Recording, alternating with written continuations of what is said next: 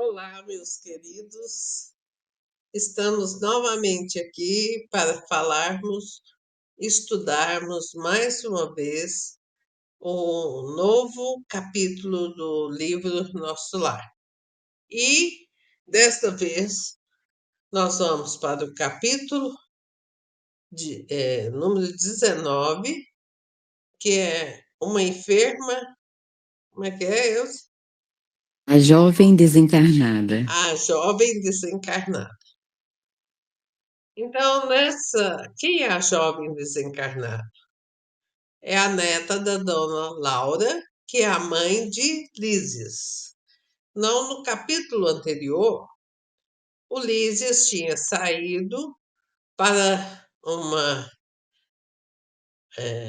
uma reunião musical, né? Saiu com outro amigo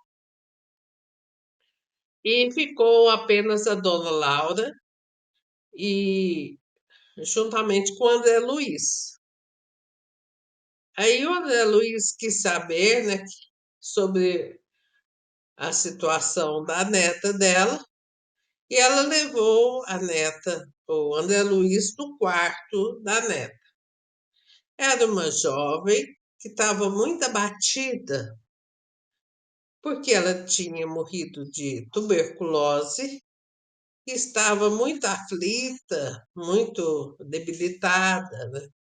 E a dona Laura sempre falando para ela que ela tinha que ter otimismo, alegria, né? Sair desse ambiente.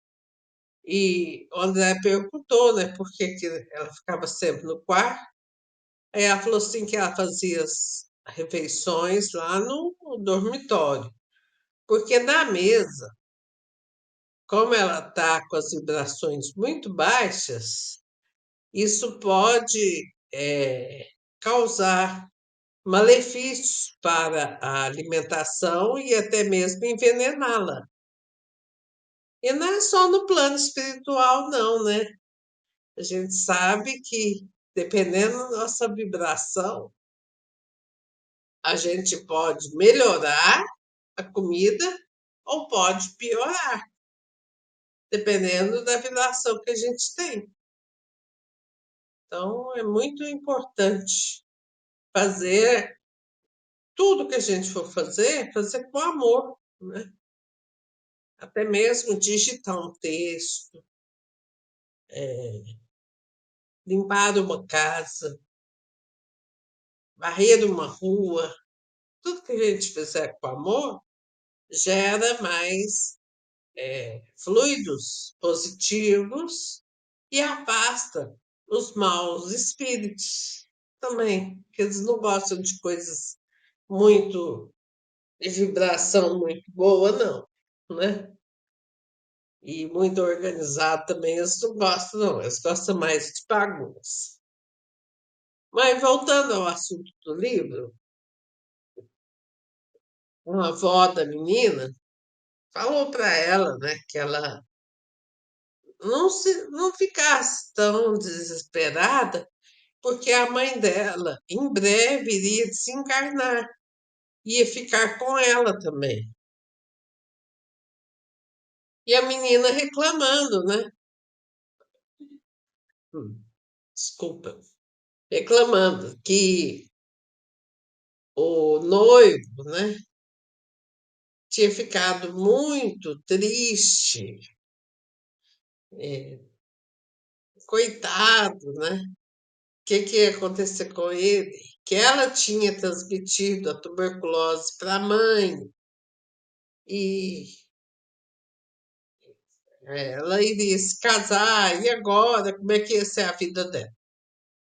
Então a avó mostrava para ela que o noivo não tinha assim, não conhecia muito bem o que era um amor verdadeiro. E lógico que ele ficou comovido de ver ela naquela situação muito fraca, né, causada pela doença. Mas assim que o médico falou que ela não tinha cura, ele começou a olhar para a amiga dela, que visitava ela toda semana, de uma forma diferente. Daí a menina ficou muito irritada, né? Que considerava a amiga há muito tempo, né, como sendo uma verdadeira amiga desde a infância. E como que ela iria namorar e desposar o ex-noivo dela? E a avó, com muita paciência, explicou para ela que era melhor que ele desposasse uma amiga dela, porque ficaria mais fácil dela poder interceder em favor do ex-noivo. Ao passo que, se ele casasse com outra moça, às vezes ela não teria acesso à casa, né? E o André Luiz falou para ela que também era recente, né? Tinha vindo recente da terra, ela disse que era do Rio de Janeiro. E como a moça estava segurando para não chorar, mas acabou chorando, Dona Laura achou melhor deixar ela no quarto, né? E saíram de lá, voltaram para a sala. Então, aqui eu acho o seguinte: quando a gente é jovem, a gente às vezes acha que um amor é para a vida toda, né?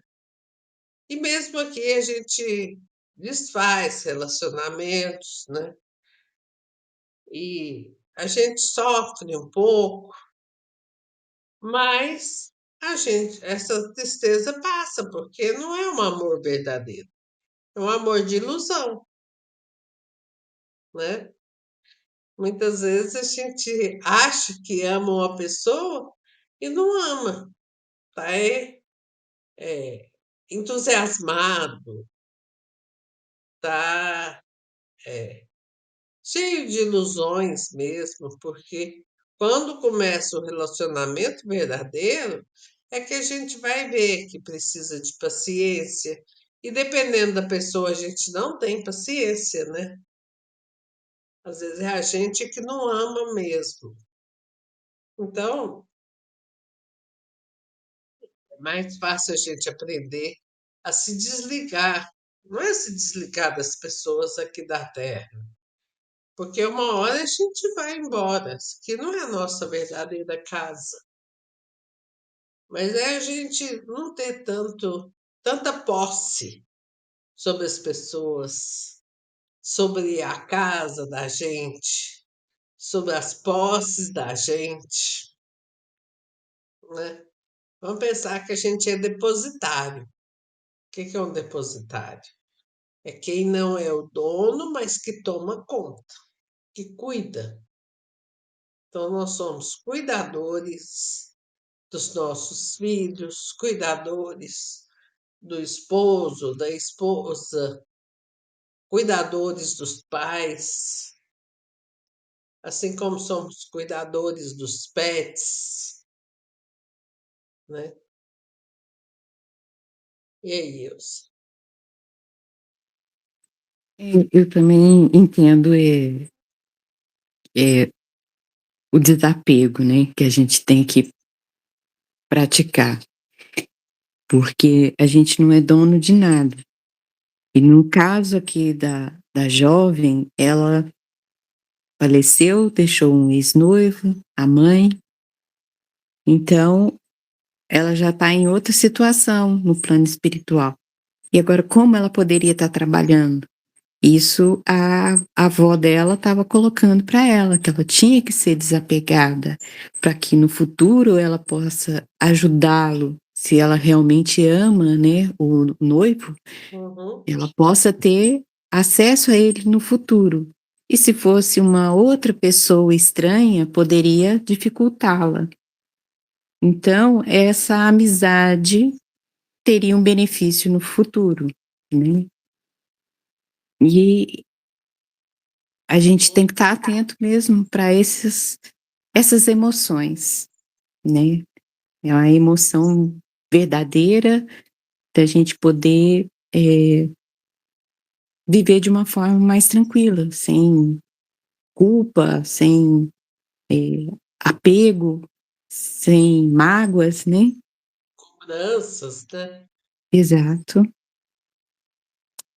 Então, assim, a lição que eu tiro desse capítulo é esse desapego, porque a gente nunca sabe o que vai acontecer no futuro. Então a gente tem que estar se preparando de forma É. com disciplina, com mais objetividade. E ela estava tão apegada que ao invés de ir direto para a Polônia, ela ficou os dias que ela estava em coma, ela ficou no umbral. Foram uns 15 a 18 dias, não lembro, Uns né? 15 dias. Uns 15 dias no umbral. Então, se ela E aí tivesse mais, ela ainda teve a oportunidade de ficar com o familiar, né, quando ela né? despertou. E ela ficou sob a supervisão, né, da avó, dos familiares, para que ela despertasse no meio conhecido. Então, ela foi muito abonada, coisa que nem todos nós temos esse direito. Sim. Então, um beijo para quem ficou até aqui. Até o próximo vídeo. Fiquem com Deus. Fiquem na paz de Deus, um bom final de semana. Que assim seja.